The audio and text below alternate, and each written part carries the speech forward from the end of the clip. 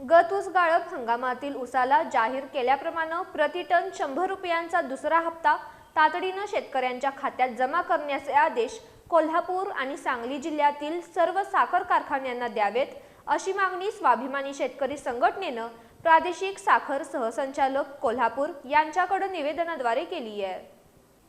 स्वाभिमानी शेतकरी संघटनेने दिलेल्या निवेदनात म्हटलं आहे की गत ऊस गाळप हंगामात कोल्हापूर आणि सांगली जिल्ह्यातील शेतकऱ्यांनी स्थानिक साखर कारखान्यांना ऊस पुरवठा केला होता। हंगाम सुरू असताना आणि हंगाम संपताना अनेक कारखान्यांनी प्रति टन 100 रुपयांचा दुसरा हप्ता देण्याची घोषणा केली होती।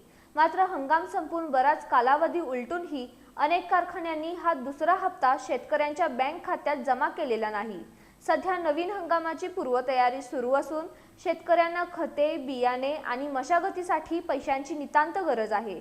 त्यामुळे दुसरा हप्ता न मिळाल्याने ऊस उत्पादक शेतकरी आर्थिक अडचणीत सापडल्याचं संघटनेने नमूद केले।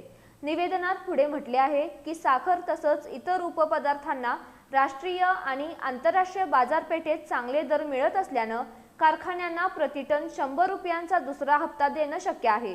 त्यामुळे सर्व संबंधित साखर कारखान्यांना आदेश देऊन पुढील 15 दिवसात शेतकऱ्यांच्या खात्यावर दुसरा हप्ता जमा करावा, अशी मागणी करण्यात आली आहे। अन्यथा स्वाभिमानी शेतकरी संघटना साखर कारखान्यांविरोधात तीव्र आंदोलन छेडेल, तसंच साखर आणि उपपदार्थांच्या विक्रीवरही रोख लावण्याचा इशाराही निवेदनातून देण्यात आलाय।